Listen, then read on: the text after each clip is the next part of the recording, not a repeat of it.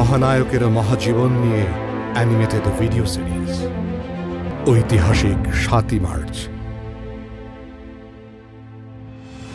৭ই মার্চ ১৯৭১।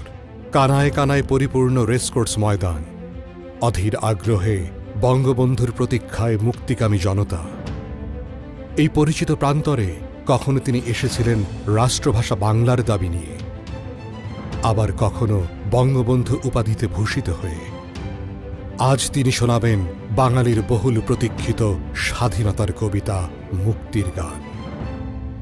দৃপ্ত পায়ে এগিয়ে যাচ্ছেন তিনি স্বাধীনতার মঞ্চের দিকে। মুহূর্তে জনসমুদ্রে জাগে জোয়ার। নির্ভীক বলিষ্ঠ কণ্ঠে বঙ্গবন্ধু দিলেন স্বাধীনতার ঘোষণা। আজ বাংলার মানুষ মুক্তি চায়, বাংলার মানুষ